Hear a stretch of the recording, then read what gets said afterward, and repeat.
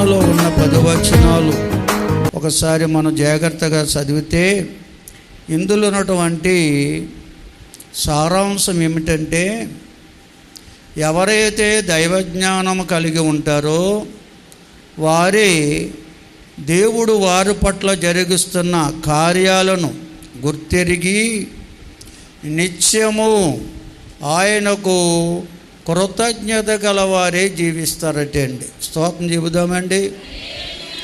ఈ కీర్తన కృతజ్ఞతతో కూడిన కీర్తన.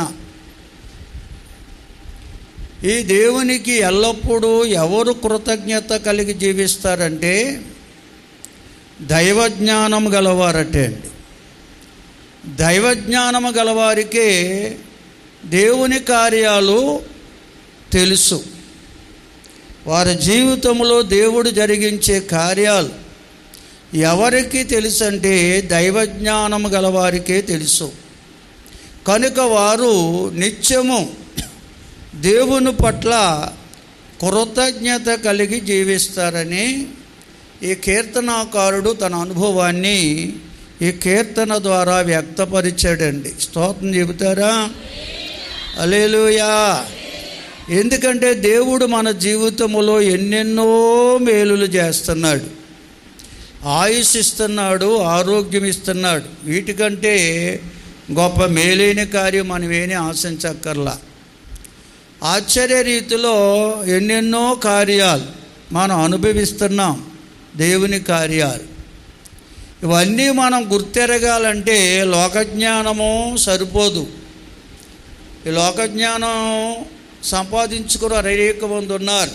డిగ్రీల మీద డిగ్రీలు సంపాదించుకుని లోకజ్ఞానం ఎంతగానో కూడబెట్టుకుంటారు. కానీ లోకజ్ఞానం ఎంత కూడబెట్టుకున్నా లోకజ్ఞానము ద్వారా దేవుణ్ణి తెలుసుకోలేరట. దేవుడు చేసే కార్యాలు తెలుసుకోలేరట. లోక సంబంధమైన విషయాలు తెలుసుకుంటారేమో కానీ దైవ కార్యాలు అనేవి లోకజ్ఞానం పొందుకున్న వారికి దొరకవు. దైవజ్ఞానం పొందాలి. దేవుని స్తోత్రం. హల్లెలూయా. మాకెన్నో మేలులు చేసితివి. కోరేది మన నుంచి కృతజ్ఞత కలిగిన జీవితం అండి. కృతజ్ఞత కలిగి జీవించాలని దేవుడు మనకు తెలియజేస్తున్నాడు. ఎందుకంటే దేవుడే మన జీవితంలో కార్యాలు చేసేవాడు, ఆయుష్ ఇచ్చేవాడు, ఆరోగ్యం ఇచ్చేవాడు, అన్ని విధాలా కాచి కాపాడేవాడు దేవుడే. కనుక దేవునికి ఎల్లప్పుడూ కృతజ్ఞత కలిగి దేవుని బిడ్డలు జీవించాలట. అయితే కృతజ్ఞత కలిగి జీవించాలంటే దైవజ్ఞానం కావాలంటున్నాడు. దైవజ్ఞానము దేవుని బిడ్డలు పొందుకోవాలి. దేవుని బిడ్డలంటేనే దైవజ్ఞానం కలిగిన వారు. దేవుని స్తోత్రం. హల్లెలూయా. కనుక ప్రియులారా, దేవుని బిడ్డలమైన మనం దైవజ్ఞానం పొందుకుంటే దేవుని కార్యాలు ఎరిగి ఉంటాం. దేవునికి నిత్యము కృతజ్ఞత కలిగి జీవిస్తాం. అయితే దైవజ్ఞానం అనేది ఎటువంటిదో ఎలా పొందుకోగలమో బైబిల్ గ్రంథంలో చాలా తేటగా రాయబడిందండి. సామెతల గ్రంథంలో జ్ఞానైన సొలొమోను సామెతలు 1వ అధ్యాయం 32, 33 వచనాల్లో జ్ఞానం అనేది దైవజ్ఞానం ఎంత గొప్పదో రాస్తాడు. అక్కడ 32, 30 ఒక్కరు చదివితే బాగుంటుందండి. ఎవరు చదివినా బిగ్గరగా చదవాలి. జ్ఞానము లేనివారు దేవుణ్ణి విసర్జించి నాశనమగుదురు. బుద్ధిహీనులు క్షేమము కలిగినా కానీ మైమరచి నిర్మూలమగుదురు. నా ఉపదేశమును అంగీకరించువాడు సురక్షితంగా నివసించునంటాడు. స్తోత్రం చెప్పండి. హల్లెలూయా. ఏ జ్ఞానం లేనివాడు, దైవజ్ఞానం లేకపోతే దేవుణ్ణి విసర్జించి నాశనం అవుతామట. లోకజ్ఞానం కాదు, దైవభక్తికి దైవజ్ఞానం కావాలి. దైవజ్ఞానం ఎప్పుడైతే మనలో లేదో దేవుణ్ణి విసర్జిస్తాం, దైవ సన్నిధిని సహవాసాన్ని విడిచిపెడతాం, దేవుడి నామాన్ని మరిచిపోతాం, లోకాన్ని వలుచుతాం, దేవుణ్ణి మరిచే వారంగా మారిపోతాం. ఆ విధంగా మనం ఉంటే చివరికి పోయేది నాశనానికంట. బుద్ధిహీనులకు క్షేమము కలుగుతుంది, కానీ వారు మైమరచి నిర్మూలమైపోతారు. అంటే వారి మీదకి భయంకరమైన ఉగ్రత అకస్మాత్తుగా వస్తుందంట. రెండవది, నా ఉపదేశమును అంగీకరించువాడు సురక్షితంగా నివసిస్తాడు, వాడు కీడు వచ్చునన్న భయము లేక నెమ్మదిగా ఉంటాడట. స్తోత్రం చెబుదామండి. అదే సామెతల గ్రంథం 1వ అధ్యాయంలోనే 20వ వచనంలో రాస్తాడు చూడండి. 20 నుంచి 23 వరకు చదవని దయతో. జ్ఞానము వీధులలో కేకలు వేయుచున్నది, సంత వీధులలో బిగ్గరగా పలుకుచున్నది, గొప్ప సందడి గల స్థలములలో ప్రకటన చేయుచున్నది, పురద్వారములలోనూ పట్టణములోనూ జ్ఞానము ప్రచురించుచు తెలియచేయుచున్నది. ఎట్లనగా, జ్ఞానము లేని వారలారా, మీరు ఎన్నాళ్ళు జ్ఞానము లేని వారిగా ఉండకూడదురు. అపహాసకులారా, మీరు ఎన్నాళ్ళు అపహాసము చేయుచు ఆనందించెదరు. బుద్ధిహీనులారా, మీరు ఎన్నాళ్ళు జ్ఞానమును అసహించుకుందురు. నా గద్దింపు విని తిరగండి, ఆలకించండి. నా ఆత్మను మీ మీద కుమ్మరించెదను, నా ఉపదేశమును మీకు తెలియజేసేదను. స్తోత్రం చెబుతారు అందరూ. జ్ఞానం అటండి వీధులలో కేకలేస్తుందంట. లోకజ్ఞానం కేకలేయదు, దైవజ్ఞానమే కేకలేస్తుంది. ఎందుకు కేకలేస్తుంది చెప్పండి? మన పిల్లలు మన ఎదుటి లేకపోతే మన కనపడకుండా ఏం చేస్తారు? తల్లిదండ్రులు లేని వారు ఉన్నారు కదమ్మా, పెళ్ళిగాను నడకూడదు, వాళ్ళకి తెలుదాం. పిల్లలు మనకు ఒక క్షణం మన ఎదురు కనపడకపోయినా ఎక్కడికైనా ఆడుకోనికి వెళ్ళిపోతే ఏం చేస్తాం? మనం కేకలేస్తాం కదా. ఆడి పేరు పెట్టో, పిల్లోడనో, పండునో, బంగారమునో కేకలేస్తారు. స్తోత్రం చెల్లించండి అందరూ. కేకలేస్తాం. ఎందుకు కేకలేస్తాం చెప్పండి? వాడెక్కడ పడిపోతాడో, ఎక్కడ ఏ అపాయం జరుగుతుందో వాడికని, ఎక్కడున్నాడు అని, ఏం చేస్తున్నాడని భయంతో కేకలేస్తాం. ఎందుకొరకంటే వాడి మేలు కోరి, ఆ పిల్లల మేలు కోరి మనం కేకలేస్తాం. స్తోత్రం చెల్లించాలి. కానీ ఎందుకు కేకలేదంటే వారిని గద్దింపు ఉందండి అందులో. వారి మేలు కోరి కేకలేస్తాం. అలాగే జ్ఞానం అట వీధుల్లో కేకలేస్తుందంట. సంత వీధుల్లో బిగ్గరగా పలుకుతుందంట. గొప్ప సందడి గల స్థలములో ప్రకటన చేస్తుందట. పురద్వారములలో పట్టణములలో జ్ఞానము ప్రచురించుచు తెలియజేస్తుందట. ఎట్లనగా, జ్ఞానము లేని వారులారా, మీరెన్నాళ్ళు జ్ఞానము లేని వారుగా ఉండకూడదు. అపహాసకులారా, మీరు ఎన్నాళ్ళు అపహాసం చేస్తారు, ఆనందిస్తారు. బుద్ధిహీనులారా, మీరు ఎన్నాళ్ళు జ్ఞానమును అసహించుకుంటారు. నా గద్దింపు విని తిరగండి, ఆలకించండి. నా ఆత్మ మీ మీద కుమ్మరిస్తాను, నా ఉపదేశం మీకు తెలియజేస్తాను. దేవుడండి తన జ్ఞానాన్ని మానవులకు ఇవ్వాలని ఆశ. దైవజ్ఞానమే మానవుణ్ణి క్రమపరిచేది. దైవజ్ఞానమే మానవుని లోకములో పాపములో పడిపోకుండా కాపాడేది. కనుక దేవుడి మానవునికి జ్ఞానాన్ని ఇవ్వాలనుకుంటున్నాడు, దైవజ్ఞానాన్ని. దేవుని స్తోత్రం. దైవజ్ఞానాన్ని ఇవ్వాలనుకుంటున్నాడు. అందుకే దేవదేవుని యొక్క మాటలు, దైవజ్ఞానం, దేవుని మాటల్లో దైవజ్ఞానం ఉందండి. దేవుని మాటలు వీధుల్లో, సంత వీధుల్లో, సందడి గల స్థలాల్లో వినపడుచున్నది. దేవుని స్తోత్రం. అందుకని మైకులు కూడా పెట్టి వినిపిస్తున్నారు. పూర్వకాలంలో ఈ మైకులు లేనప్పుడు హ్యాండ్ మైకులు తర్వాత వచ్చాయంట. కనుక హ్యాండ్ మైకుల వరకు మాకు తెలుసు. అంతకుముందు దైవ సేవకులు కాలినడకన వెళుతూ వీధుల్లో కేకలేసేవారట. హల్లెలూయా, అమ్మలారా వినండి, అయ్యలారా వినండి, దేవుడు మీతో మాట్లాడుతున్నాడు అని కేకలేస్తూ వెళ్ళేవారటే. అది సువార్త. స్తోత్రం చెల్లించండి అందరూ.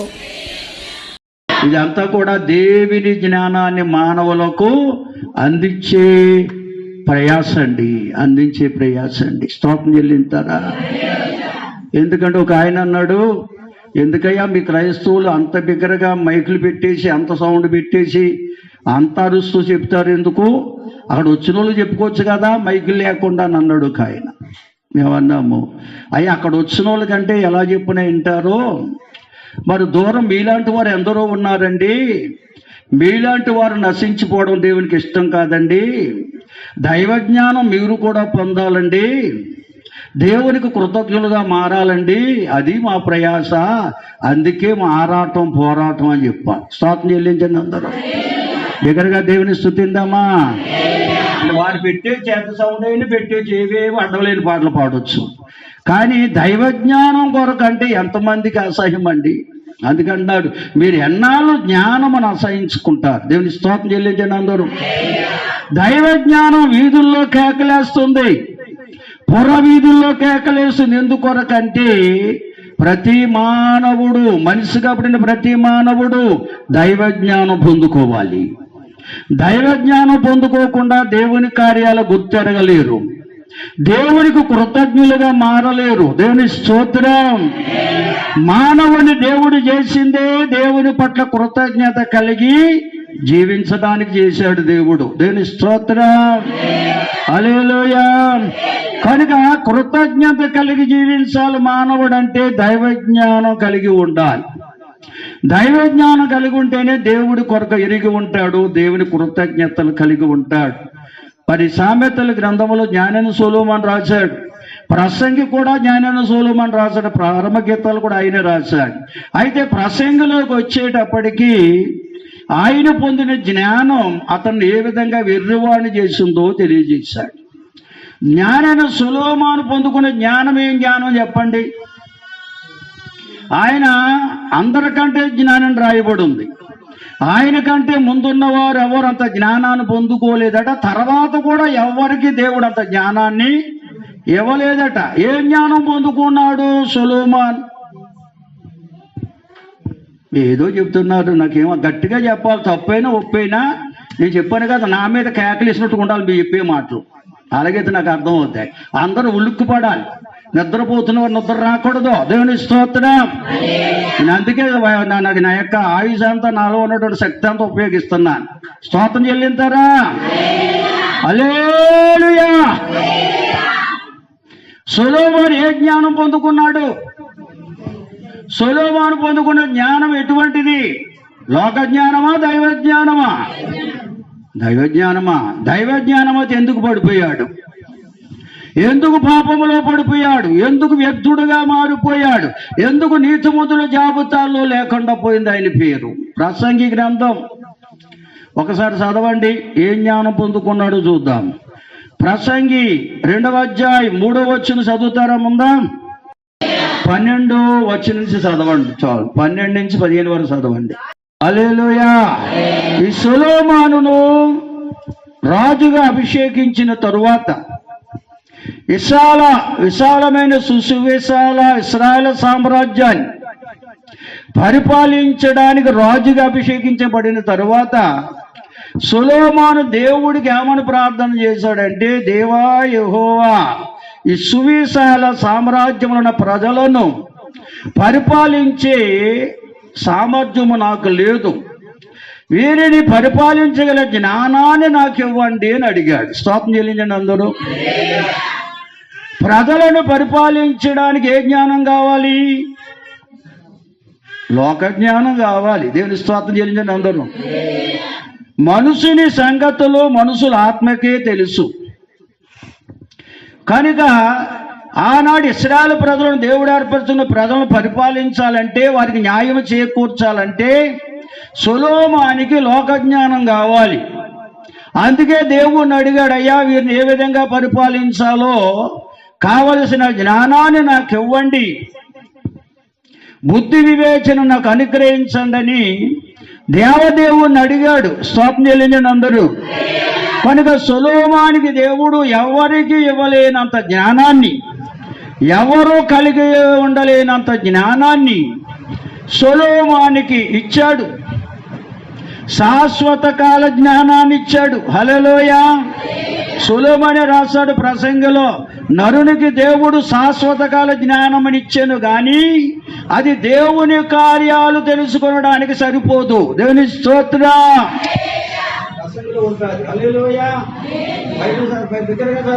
శాశ్వత కాల జ్ఞానం లోకములో మానవునికి కావలసినంత జ్ఞానాన్ని, ఎవరికి ఇవ్వలేనంత జ్ఞానాన్ని సొలొమోనుకి దేవుడిస్తే ఆ జ్ఞానం అతన్ని ఏం చేసిందంట, మతి లేని వాడిగా మార్చేసిందంట. స్తోత్రం చెల్లించండి అందరూ. హల్లెలూయా. బిగ్గరగా చదవండి, బిగ్గరగా స్తోత్రం చెప్పండి ఒకసారి. హల్లెలూయా. కనుక అంత జ్ఞానాన్ని దేవుడు సొలొమోనుకి ఇస్తే, సొలొమోను ఆ జ్ఞానం ఏం చేసిందో తెలుసా? మతిలేని వాడిగా, వెర్రివాడిగా మార్చేసిందటండి. హల్లెలూయా. బిగ్గరగా స్తోత్రం చెబుదామండి.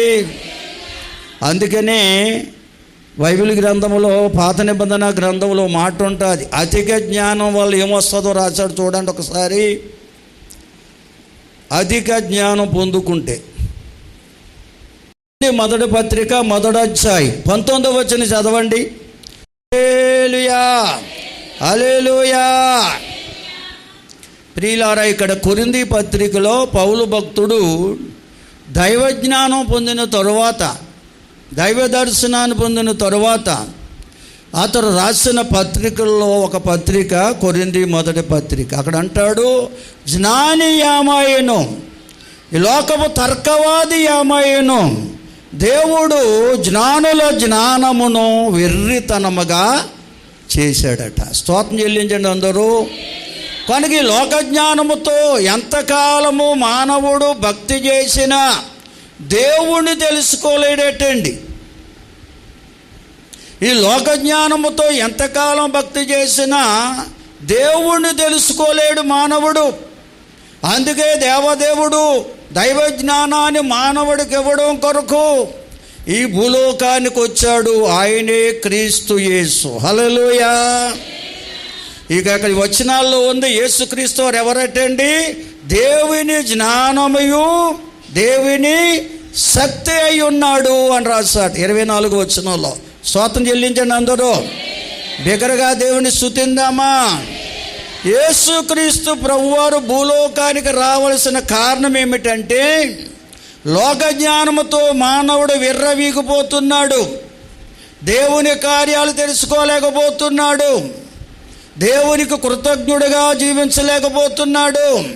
లోక జ్ఞానం మానవుడిని నాశనానికి నడిపిస్తుంది. ఆ నాశనములో మానవుడు పడిపోకుండా ఉండు నిమిత్తం దైవ జ్ఞానాన్ని ప్రసాదించడానికి ప్రభువైన క్రీస్తు యేసుగా భూలోకానికి వచ్చి కల్వరి శిలువ యాగము ద్వారా దైవ జ్ఞానాన్ని మానవాళికి అనుగ్రహించాడు. దేవుని స్తోత్రం చెల్లించండి అందరూ. హల్లెలూయా. అందుకే అంటాడు అక్కడ, యూదులేమో సూచక్రియలు అడుగుతున్నారు, గ్రీసు దేశస్థులేమో జ్ఞానమును వెదుగుతున్నారు, మేమైతే సిలువ వేయబడిన క్రీస్తును ప్రకటించుచున్నాము. దేవునికి స్తోత్రం. బిగ్గరగా స్తోత్రం చెల్లిస్తారా? మరీ బిగ్గరగా దేవుని స్తుతిస్తారా?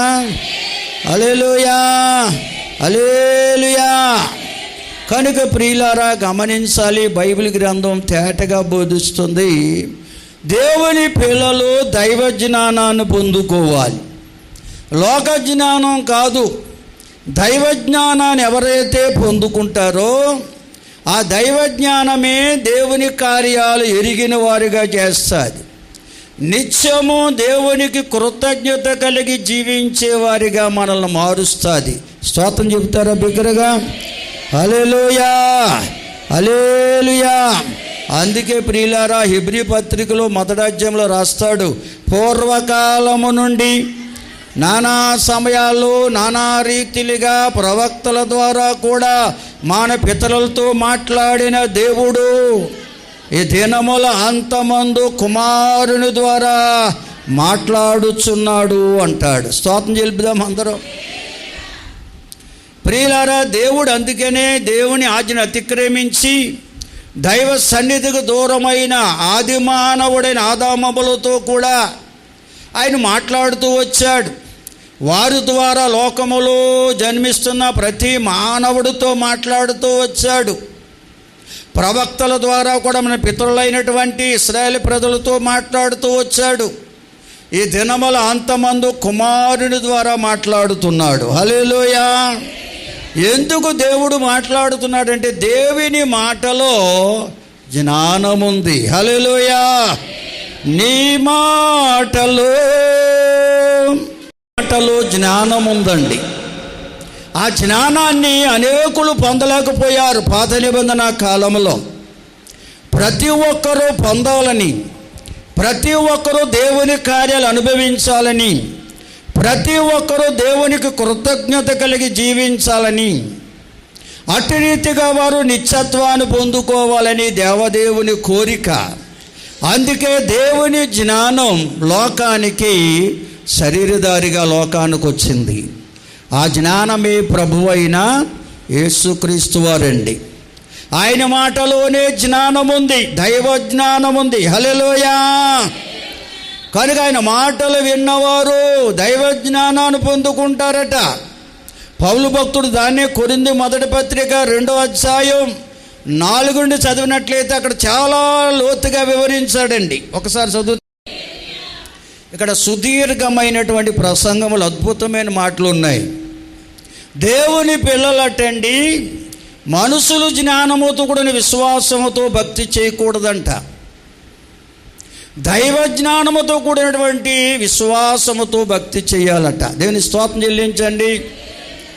దైవ జ్ఞానము గలవారిగాలో జ్ఞానముతో కూడిన విశ్వాసం ఎవరికి ఉంటుందో వారు దేవుని మీద ఆధారపడి భక్తి చేస్తారు. మనుషులు జ్ఞానముతో కూడిన విశ్వాసం ఉన్నవారు దేవుని మీద ఆధారపడలేరు. దేవునికి స్తోత్రం. హల్లెలూయా. చాలామంది అంటారు, నాకు ఎన్నో డిగ్రీలు ఉన్నాయి, అవి ఉన్నాయి, ఇవి ఉన్నాయి అంటారు. ప్రియులారా, కనుక ఎన్ని డిగ్రీలు ఉన్నా, ఎంత జ్ఞానం, లోక జ్ఞానము నీకున్నా, లోక జ్ఞానముతో కూడిన విశ్వాసముతో నువ్వు ఎంతకాలం భక్తి చేసినా దేవుని కార్యాలు గుర్తించలేవు. దేవునికి కృతజ్ఞురాలుగా మార్చబడలేవు. దేవుని స్తోత్రం. దైవ జ్ఞానము కూడిన విశ్వాసం మనలో ఉంటే దేవుని మీద ఆధారపడి జీవిస్తామండి. అటువంటి విశ్వాసం మనకు కావాలని పరిశుద్ధ గ్రంథం తేటగా బోధిస్తుంది. కనుక దైవ జ్ఞానం కూడిన విశ్వాసముతో ఈ కడవరి దినాల్లో మనం భక్తి చేసేవారం ఉండాలి. అటువంటి భక్తి చేసేవారికే దేవుని కార్యాలు తెలుస్తాయి. ఎందుకు అక్కడ అంటాడు, దేవుడు తన ప్రేమించు వారి కొరకు ఏమి సిద్ధపరిచినో వారి కంటికి కనపడలేదు, చెవికి వినబడలేదు, హృదయానికి గోచరం కాలేదంట. ఎవరిల్లంటే మనుషుల జ్ఞానము కలిగిన విశ్వాసముతో ఎంతకాలం భక్తి చేసినా దేవుడు మన కొరకు సిద్ధపరిచినవి మన కంటికి కనపడవు, చెవికి వినపడవు, హృదయానికి గోచరము కాదండి. స్తోత్రం చెల్లించండి అందరూ. దేవుడే మనకు ఆయుష్ ఇస్తున్నాడని, ఆరోగ్యం ఇస్తున్నాడని, మన కష్టానికి దాన్ని ప్రతిఫలం ఇస్తున్నాడని, కష్టపడ్డానికి కొన్ని తలాంతులు ఇస్తున్నాడని, కష్టానికి దాన్ని ప్రతిఫలం ఇచ్చేవాడు దేవుడేనని, మన ప్రతి అవసరతను మహిమలో తీరుస్తూ నడిపిస్తున్నాడని, ఈ విషయాలు మనుషు జ్ఞానముతో కూడిన విశ్వాసం గలవారికి తెలియదు. వారి కంటికి కనబడవు, చెవికి వినబడవు, హృదయానికి గోచరం కాదు. అందుకే వారికి దేవుడి కృతజ్ఞత కలిగి జీవించలేరు, దైవ సన్నిధిని సహవాసాన్ని అనుభవించలేరు. నేను దేవుని బిడ్డను, దైవ సన్నిధిలోకి వెళ్ళాలి, దేవుని మాటలు వినాలి, దేవునికి ఇష్టడిగా జీవించాలి, ఇష్టరాలుగా జీవించాలి. ఎందుకంటే నా దేవుడే నన్ను పోషించేవాడు, నా దేవుడే నన్ను కాపాడేవాడు, దేవుడే నన్ను నిత్యము నడిపించేవాడు అనే విశ్వాసం వారికి ఉండదండి. కనుక వారి జ్ఞానం వారికి మనసుకు నచ్చితే వస్తారు, నచ్చకపోతే వేరే చూడపోతారు. వారి మనసు అంతా లోకం మీదే, దేవుని మీద ఉండదు. అదే చెప్తున్నాడు, వారి కంటికి దేవుని కార్యాలు కనపడవంట, చెవికి వినపడవంట, హృదయాన్ని గోచరం కాదంట. ఎవరి కంటికి, ఎవరి చెవికి, ఎవరి హృదయానికంటే మనుషులు జ్ఞానముతో భక్తి చేసేవారు. మనుషులు జ్ఞానముతో విశ్వాసం ఎవరిలో ఉంటుందో వారు నిలకడగా భక్తి చేయలేరు. దైవ సన్నిధిని, సహవాసాన్ని విడిచిపెట్టకుండా ఉండాలనే మనసు వారికి ఉండదు. దేవుని మాటలు వినాలనే మనసు రాదు. దేవుని మాటలే దైవ జ్ఞానంతో మళ్ళీ నింపేవి. దేవుని స్తోత్రం, హల్లెలూయా. కనుక దైవ జ్ఞానంతో నింపేవి దేవుని మాటలండి. దేవుని బిడ్డలు ఎప్పుడు దైవ జ్ఞానంతో నింపబడాలి. దేవుని కార్యాలు వారు చూడాలి, దేవుని కార్యాలు వినాలి, దేవుని కార్యాలు వారు గ్రహించాలి. అందుకంటాడు, మనకైతే దేవుడు తన ఆత్మ ద్వారా బయలుపరిచాడంటాడు. దేవుని ఆత్మకు ఒక పేరు ఉందండి. ఏంటో తెలుసా? జ్ఞాన వివేకములు గల ఆత్మ, మనసు అని రాశాడు. ఎపిసి పత్రిక ఓసారి చదవండి, అక్కడ ఉంది. ఎపిసి పత్రిక 1వ అధ్యాయం 17 నుంచి 19 వరకు చదవండి చాలు. పట్ల దేవుడు ఆ బిడ్డల పట్ల చూపిస్తున్న గొప్ప కనికరం అది. కనుక ఈ కార్యాలు ఎప్పుడు మన కంటికి కనబడుతుంటాయి, చెవి కనబడతాయి, హృదయాన్ని గోచరమవుతుంది. కనుక అటువంటి వారటండి దైవ సన్నిధికి మానరు, దేవుని సన్నిధిని, సహవాసాన్ని విడిచిపెట్టరు. దేవుని సన్నిధి కంటే ప్రాముఖ్యమైనది ఏది లోకములో లేదు అని ఎంచుతారండి వారు. వారికి అర్థమవుతుంది దేవుని కార్యాలు అంటే ఏంటో. దేవుని స్తోత్రం చెబుదామా? దేవుడు చెప్పాడు, నా సన్నిధిలో ఒక దినము గడుపుట 1000 దినముల కంటే శ్రేష్టమైదని చెప్పాడు. ఆ శ్రేష్టమైన ఆశీర్వాదాలు పొందుకోవడానికి ఆశిస్తారు, కానీ తుచ్చమైన రోజు పని కొరకు దేవ సన్నిధిని కోల్పోరండి. ఎందుకంటే ఈవేళ అనేక మంది మనుషులు జ్ఞానం, విశ్వాసంతోనే నడిపించబడుతున్నారు, భక్తి చేస్తున్నారు. కనుక వారు లోక సంబంధమైన కార్యాల మీదే మనసు ఉంచుతున్నారు, కానీ దైవ సన్నిధిలో దేవుడిచ్చే 1000 దినాల ఆశీర్వాదం కొరకు కనిపెట్టలేకపోతున్నారు. దేవుని స్తోత్రం చెబుదామా? ఒక రోజు వచ్చే 1000 రూపాయల కోసం చూస్తున్నారు. ఈ రోజుల్లో 1000 రూపాయలు అంటే ఏమొస్తున్నాయి చెప్పండి? ఏమొస్తున్నాయి? 1000 రూపాయలు పెట్టుకుని మార్కెట్కి వెళ్తుంటే బ్యాగ్ నిండట్లేదు. కార్తీక మాసం అంట ఈ కాయగూరలు అన్నీ పెంచేశారు వాళ్ళు, డబల్ చేసేసారు. కేజీ 100 అండి, ఏదైనా 100. ఉల్లిపాయలు ఒకటే 30 చేసి కూర్చున్నారు పెద్దవి. అవి కూడా పెరిగిపోతాయండి, వచ్చే వారానికి 50 దాటేద్దండి అయ్యగారు అన్నాడు నిన్న ఒక అతను. స్తోత్రం చెల్లించండి అందరూ. పోలే బాబు 100 అయినా కొన్నాం కదా అన్నా. అలా కాదండి, మరి ముందు కొనుకెళ్ళిపోతే మంచిది కదా అంటున్నాడు వాడు. స్తోత్రం చెల్లించండి అందరూ, హల్లెలూయా. కాబట్టి దైవ జ్ఞానముతో కూడిన భక్తి మనం చెయ్యాలండి. అటువంటి భక్తి మనం చేస్తే దేవుని ఆశీర్వాదాలు సమృద్ధిగా పొందుకుంటాం. హల్లెలూయా. బిగ్గరగా స్తోత్రం చెబుతారా? హల్లెలూయా. చూడండి ప్రియులారా, పరిశుద్ధ గ్రంథములో గలతీ పత్రికలో ఒక మాట ఉంది. గలతీలకు రాసిన పత్రిక 3వ అధ్యాయం 13, 14 వచనాలు చదవండి దయతో. బిగ్గరగా దేవుని స్తుతిస్తారా? దేవుడు తన ఆత్మను, అనగా జ్ఞాన వివేకముల గల ఆత్మను ఎవరికి ఇస్తాడంటే ఆయన యందు విశ్వాసం గల వారికి ఇస్తాడట. హల్లెలూయా. ఏ విశ్వాసం ఇది? నా ప్రభువైన యేసుక్రీస్తు వారే దైవ జ్ఞానమై ఉన్నారని ఎవరైతే విశ్వసిస్తారో ఆ దైవ జ్ఞానాన్ని నాకు అనుగ్రహించడం కొరకు ఆయన శిలువలో రక్తాన్ని సిందించారని, ఏ పాపమైతే దైవజ్ఞానం పొందకుండా నన్ను అడ్డాటంకపరుస్తుందో అటువంటి పాపపు అడ్డుగోడలు కూల్చివేయడానికి ఏ పాపము లేని నా యేసయ్య శాపగ్రస్తులమైన మానవాళి కొరకు ఆయన కలవరలో శిలువ యాగం పొందాడని, శాపమైపోయాడని ఎవరైతే గ్రహిస్తారో, విశ్వసిస్తారో వారికే ఆయన తన ఆత్మనిస్తాడు. హల్లెలూయా. చూడండి, అక్కడ మన పితరుడైన అబ్రహాముని జ్ఞాపం చేస్తున్నారు. మన పితరుడైన అబ్రహాము కాలంలో ధర్మశాస్త్రము లేదు, ధర్మశాస్త్ర క్రియలతో భక్తి అనేది లేదు.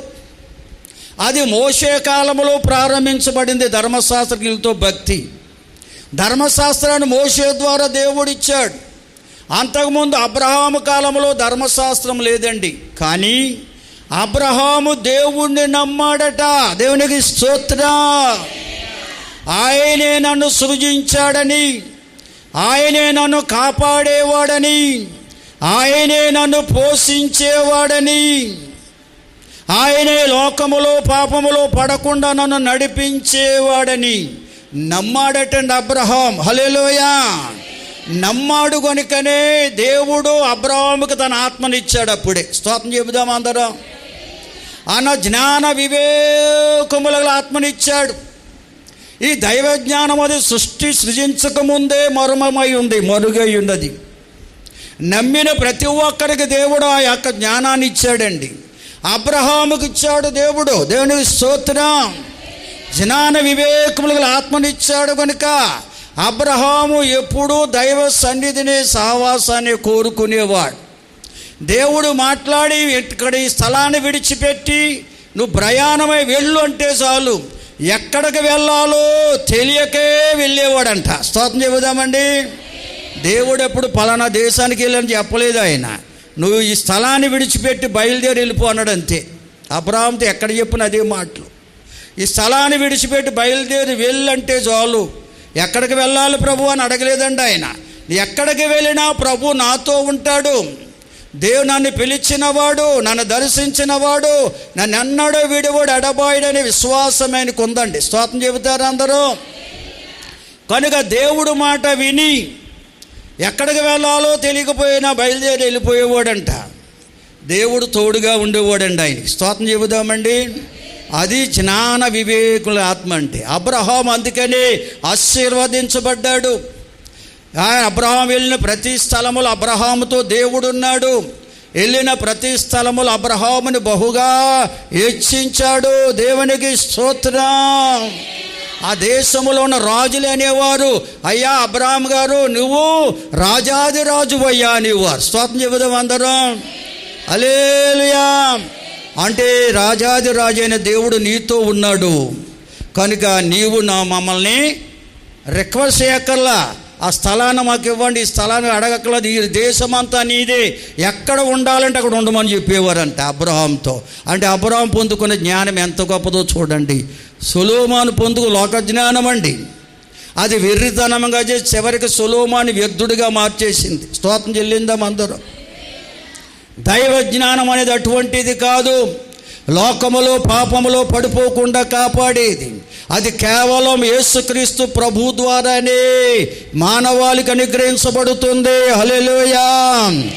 ఆయన చేసిన కల్వరి శిలువ యాగము ద్వారా పాపపు అడ్డుగోడను కూల్చివేసి ఆయన దైవ జ్ఞానాన్ని మానవాళికి అనుగ్రహించాడు. అందుకని ఆయన మరణి తిరిగి లేచిన నాటి నుంచి క్రీస్తు శకము అని రాశారు చరిత్రలో. క్రీస్తు శకం అనగా దేవుని అభిషేకముతో కూడిన కాలం, అనగా దైవ జ్ఞానము లోకమందంతటా వ్యాపించిన కాలం. దేవునికి స్తోత్రం. ఆ దైవ జ్ఞానం అనేది యేసుక్రీస్తు ద్వారానే మానవాళికి అనుగ్రహించబడుతుంది. యేసయ్య మాట వినే మనసు నీకుంటే దైవ జ్ఞానముతో నింపబడతావు. హల్లెలూయా. ఇవాళ అనేక మంది యేసయ్య మాటలు వినడానికి ఇష్టపడలేదు. అంటే దైవ జ్ఞానాన్ని విసర్జిస్తున్నారండి. మాకు అన్నీ తెలుసు అంటున్నారు వాళ్ళు. వారికి ఏమీ తెలియదంట. దేవుని స్తోత్రం చెప్పండి అందరూ. నిజంగా దైవ జ్ఞానం పొందుకుంటే దేవుడు అంటే ఎవరో తెలుస్తుంది. దేవుడిని ఏ విధంగా సేవించాలో తెలుస్తుంది. దేవుడు రాయి కాదు, రప్ప కాదు, విగ్రహం కాదని తెలుస్తుంది. నోరుండి మాట్లాడేవాడు పొందుకుంటే. దేవుని స్తోత్రం. అందుకే వేళ మోగ విగ్రహాలకి, చెట్లకి, పుట్లకి ఎన్ని మనుషులు జ్ఞానం చేసే భక్తి అండి. కానీ అటువంటి రీతిగా మనం ఉండకూడదు. దైవ జ్ఞానం పొందుకోవాలి. ప్రభు అయిన యేసు క్రీస్తే దైవ జ్ఞానమై ఉన్నాడు. ఆ దైవ జ్ఞానాన్ని కల్వరి శిలువ యాగము ద్వారా మనకు అనుగ్రహించాడని విశ్వాసం ఉంచితే ఆయన ఆత్మను మనకిస్తాడు. జ్ఞాన వివేకముల గల ఆత్మను మనకిస్తాడు. స్తోత్రం చెబుతారు అందరూ. హల్లెలూయా. దీన్ని కొలసీ పత్రిక 1వ అధ్యాయం 21 నుంచి చదివితే రాయబడి ఉందండి ఈ మాటలు. ప్రభు ఏ విధంగా మనకు దైవ జ్ఞానాన్ని ఇచ్చారో, దేవుని తెలుసుకునేవారిగా, దేవుని కార్యాలు ఎరిగిన వారిగా, దేవునికి కృతజ్ఞత కలిగి జీవించేవారిగా ఆయన చేయడం కొరకు ఆయన మాంసయుక్తమైన దేహమందు మరణాన్ని అనుభవించాడు. దేవుని స్తోత్రం చెబుదామా. హల్లెలూయా. అట్టి రీతిగా దేవదేవుడు ఆ ప్రభు అయిన యేసుక్రీస్తు వారు దైవ జ్ఞానాన్ని మనకిచ్చాడు. దేవుని తెలుసుకుని, దేవుని కార్యాలు ఎరిగి, దేవునికి కృతజ్ఞత కలిగి జీవించేవారిగా మనలను ప్రభు అయిన యేసుక్రీస్తు వారు 2024 సంవత్సరాల క్రితమే కల్వరి శిలువ యాగము ద్వారా చేసిన ఆ గొప్ప ఉపకారము ద్వారా మనలను దైవ జ్ఞానము గలవారిగా చేశాడు. స్తోత్రం చెబుదామండి. హల్లెలూయా.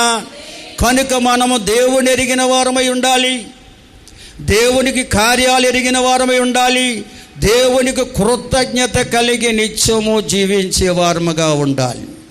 ఎట్టి రీతిగా జీవించాలో అనేది చివరిగా కొరింథీ మొదటి పత్రిక 10వ అధ్యాయంలో ఉంది మాట. 10వ అధ్యాయం 16వ వచనం నుండి చదవండి త్వరగా. మనము బిగ్గరగా దేవుని స్తుతించండి. హల్లెలూయా. ప్రియులారా, ఇక్కడ రాయబడిన మాట ఒకసారి మన ఆలోచన చెయ్యాలి.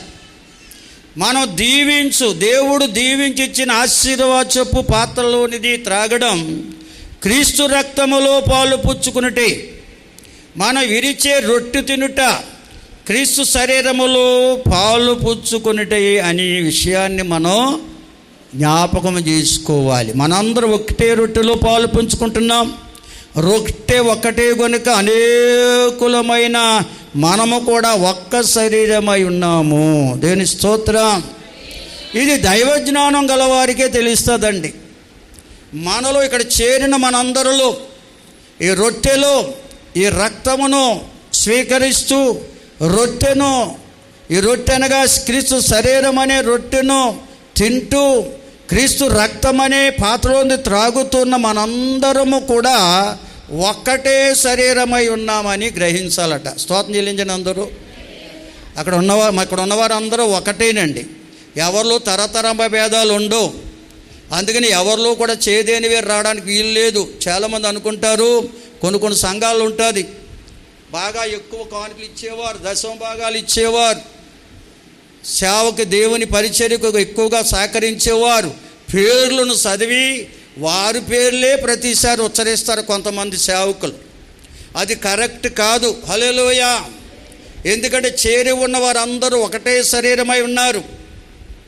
ఎవరిలోనూ భేదాలు మనం చూపించకూడదు. కొంతమంది ఎక్కువ ఇవ్వచ్చు, కొంతమంది తక్కువ ఇవ్వచ్చు, కొంతమంది సేవ కొరకు ఎక్కువగా ఖర్చు పెట్టి ఉండొచ్చు, కొంతమంది ఏమీ ఖర్చు పెట్టలేని స్థితిలో ఉండొచ్చు. ఏ విధముగా ఉన్న అందరినీ ఒకే రీతిగా చూడాలట దైవ సేవకుడు. దేవుడు ఒకే రీతిగా చూస్తున్నాడు. అందుకే దైవ సేవకులు కూడా ఒకే రీతిగా చూడాలట. స్తోత్రం చెల్లించండి అందరూ. కనుక ఇక్కడ దైవ సేవకులు ఎవరినో ఒకరిని ప్రత్యేకించి ఇక్కడ గొప్ప చేయడానికి అవకాశము లేదండి. స్తోత్రం చెల్లించండి అందరూ. బిగ్గరగా దేవుని స్తుతిందామా. హల్లెలూయా, హల్లెలూయా. ఎందుకంటే ఒక సంఘంలో ఎన్నోసార్లు వాక్యం చెప్పడానికి వెళ్ళినప్పుడు అక్కడ పాస్టర్ గారు చెప్పే పని ఏంటంటే, ఎప్పుడు వెళ్ళినా ఓ సహోదరికి ఇస్తాడు ప్రార్థన. ఆ సహోదరే వాక్యం చదవాలంట, ఆ సహోదరే ప్రత్యేక పాట పాడాలంట. నేను చూశాను చాలా సంవత్సరాలు. వారితో అడిగాను, భోజనాలు చేస్తూ కూర్చున్నప్పుడు, అయ్యగారు ఆ సహోదరికే ప్రార్థన ఇస్తారు, ఆ సహోదరే వాక్యం చదవమంటారు, ఆ సహోదరే పాట పాడాలంట, కనుక ఆ సహోదరు రాకపోతే ఏమీ లేనట్టు ఉంటుందంట ఆయనకి.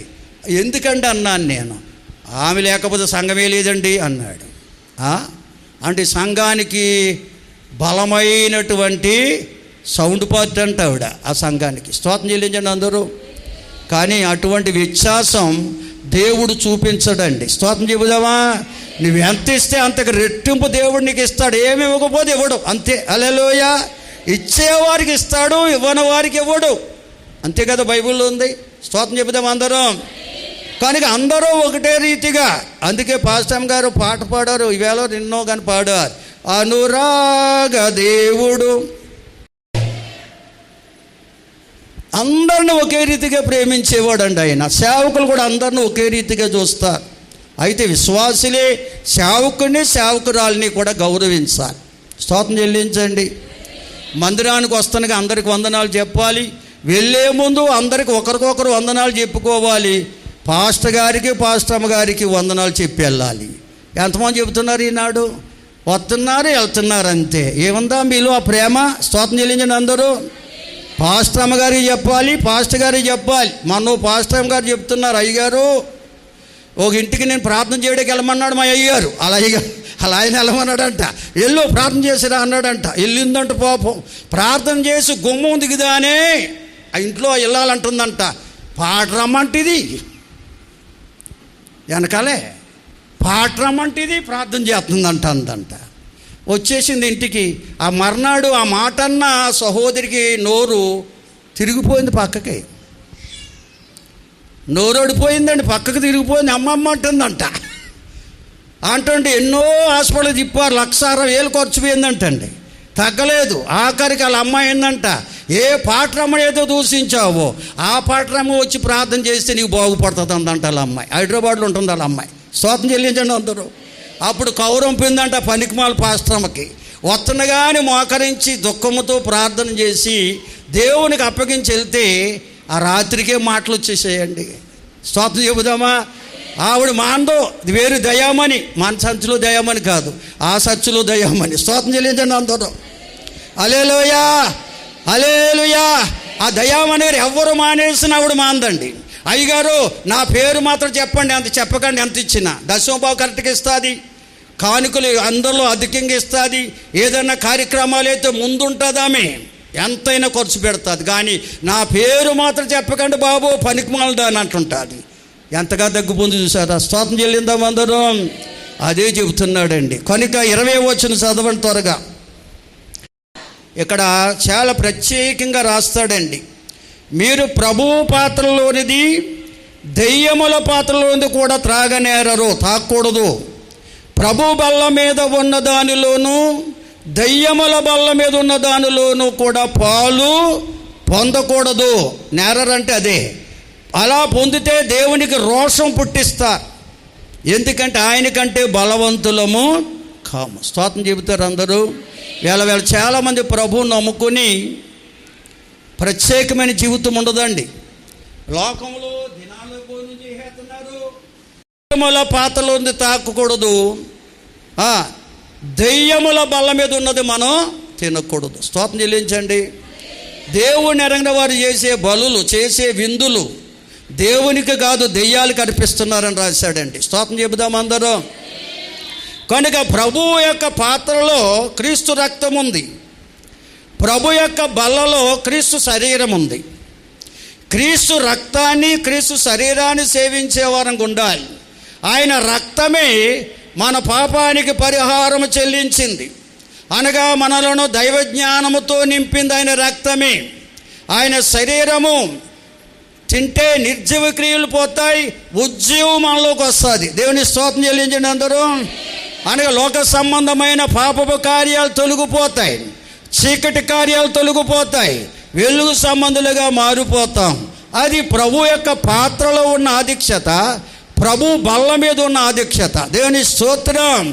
కనుక మనం ప్రభు పాత్రలో ఉండే తాగాలి, ప్రభు బల్ల మీదది మనం తినాలి. స్తోత్రం చెల్లించండి అందరూ. అంతేగాని దెయ్యాల పాత్రలో ఉన్నది,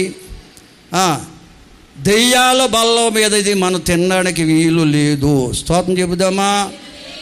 నేను చెప్పాను కదా, ఒక 2-3 వారాల క్రితం చెప్పాను. ఒక సహోదరుడు చెప్పాడు, సంఘ పెద్ద అంట ఆయన, మా పాస్టర్ గారు అన్నారండి, అన్నీ తినొచ్చురా, అన్నీ తాగొచ్చురా. ఎందుకంటే తాగొద్దని ఎక్కడ ఉంది? ప్రార్థన చేసి తాగేయచ్చు. ఏంటది? బ్రాందీ విస్కీలు అంట. మరి మందు కూడా ఇంటర్ని కూడా తాగితే బాగుండు అలాగాడు. అలాగే ఏదైనా తినేయచ్చురా అన్నాడంట. స్తోత్రం చెల్లించండి అందరూ. ఇక్కడ ఏమంటున్నాడు? దెయ్యాల పాత్రలో తాకకూడదు, దెయ్యాల బల్ల మీదది తినకూడదు.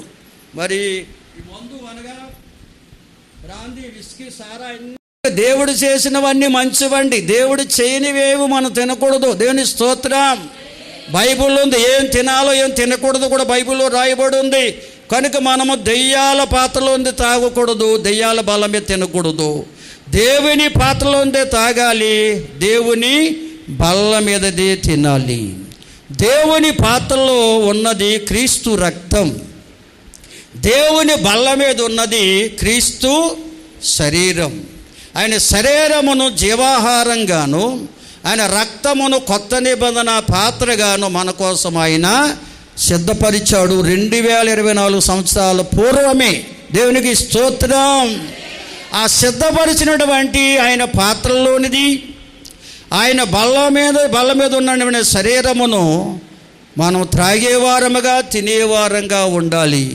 ఇది క్రీస్తు రక్తమని, క్రీస్తు శరీరమని ఎవరికి తెలుస్తుందంటే దైవజ్ఞానము గలవారికినండి. హల్లెలూయా.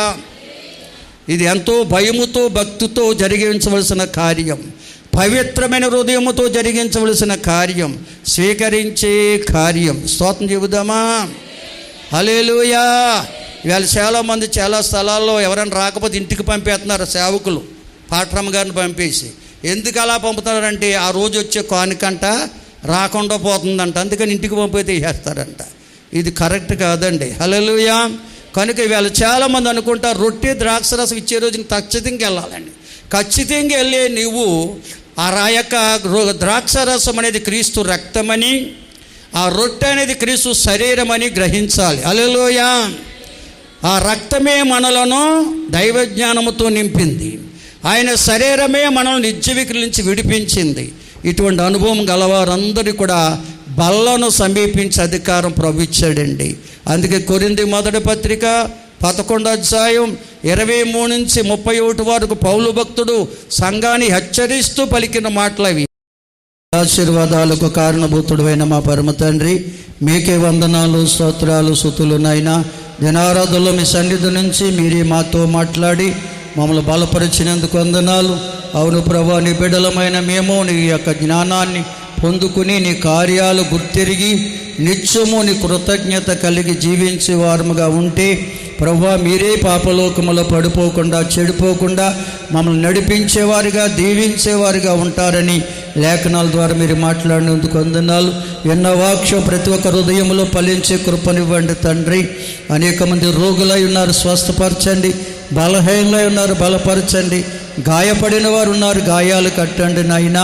గర్భఫలం కొరకు ఎదురు చూస్తున్న బిడ్డలు ఉన్నారు, గర్భాలు తెరవండి. గర్భవతులు ఉన్నారయ్యా, వారికి ఆరోగ్యాలు దయచండి. గర్భంలో పెరుగుతున్న శిశువులకు మంచి ఆరోగ్యముతో నింపండి.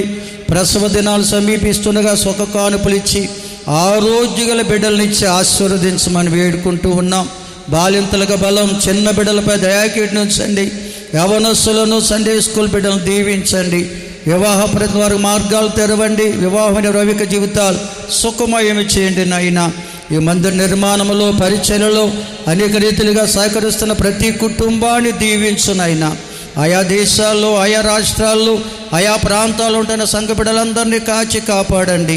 విద్యా సంవత్సరములు ఆయా తరగతులు చదువుతూ ఆయా ప్రాంతాలు ఉంటున్న సంఘ బిడ్డలు జ్ఞాపకం చేసుకున్నైనా సంఘబిడ్డ హనోకును దర్శించు తండ్రి, ఆరోగ్యం దయచేయండి. అలాగే నాయన ఈ సమయంలో దేవా నాయన బలహీనుడైనటువంటి ఆనందబాబును బలపరిచినందుకు వందనాలు. వారి బిడ్డలు కూడా దీవించమని అడుగుచూ ఉన్నాం ప్రభువా. అలాగే తండ్రి నీకు వందనాలు చెల్లిస్తున్నాం ప్రభు. అయా దూరదేశం నుండి ప్రభు ప్రయాణం వస్తున్న నయోము యొక్క తమ్ముడు రమేష్ గారిని సురక్షిత ఇంటికి నడిపించండి. ముఖ్యంగా వారు ఎంతో బలహీనుడిగా ఉన్నారట, బలపరచండి, నీ మహిమను కనపరచండి ప్రభువా. గర్భవతికి ఉన్నటువంటి దీనాను దర్శించునైనా, అయా దివ్యను దర్శించునైనా. అలాగే భాగ్యవతి గారు మానవరాలు బేబీని దర్శించండి. ఇంకా ఎవరైనా గర్భవతికి ఉంటే వారిని మీరు దీవించునైనా. గర్భఫలం ఎదురు చూస్తున్నవారు గర్భాలు తెరవండి నాయన. ప్రతి బిడ్డను పేరు పేరుని ఆశీర్వదించు తండ్రి. అబ్రహాం గారు కుమారుడు సిద్ధార్థ బాబు గాయమును కట్టండి, ఆరోగ్యము దయచేనైనా నీకు వందనాలు. సంఘ బిడ్డలందరినీ దీవించండి, వారి కుటుంబాల్లో కొదువులు తీర్చండి, నీకు సర్వ సమృద్ధితో నింపండి. ముఖ్యంగా నాయన నీకు వందన. మా గ్రామ ప్రజలు, రాష్ట్ర దేశ ప్రజలు, నాయకులు, అధికారులు దీవించు నాయన. భయంకర తుఫాను బారి నుంచి విడిపించారు. ఇంకా ఎన్నో తుఫాన్లు పొంచి ఉన్నాయని చెబుతున్నారు నాయన. ఎటువంటి ప్రాణ నష్టం, ఆస్తి నష్టం కలగకుండా నీ కృపతో ప్రకృతిని స్వాధీనంలో ఉంచుకోమని అడుగుచున్నాం. బిడ్డలందరినీ దీవించండి నాయన. సమర్పించిన కానుకలను అంగీకరించండి, ఆశీర్వదించి మహిమ పొంది సహాయం చేయమని యేసు ఉన్నత నామములో అడిగి వేడుకొనుచున్నాము తండ్రి. ఆమేన్. మన తండ్రి అయిన దేవుని ప్రేమ, కుమారుడైన యేసుక్రీస్తు వారి దివ్య కృప, పరిశుద్ధాత్మ దేవుని సన్నిధి, సమాధానం భక్తులారా మనకు, మన కుటుంబాలకు, లోకములో క్రీస్తు యేసును ప్రేమిస్తున్న సకల ప్రజలకు సదాకాలం దేవుని కృప, సమాధానం తోడుగా ఉండి నడిపించును గాక. ఆమేన్. యేసు రక్తమే జయం, యేసు రక్తమే జయం. యేసు నామానికి సంపూర్ణ విజయం. అపవాది క్రియలు కనంత నాశనం కలుగునుగాక. ఆమేన్, ఆమేన్, ఆమేన్. అందరికి వందనాలు. ప్రభు మిమ్మల్ని దీవించుగాక.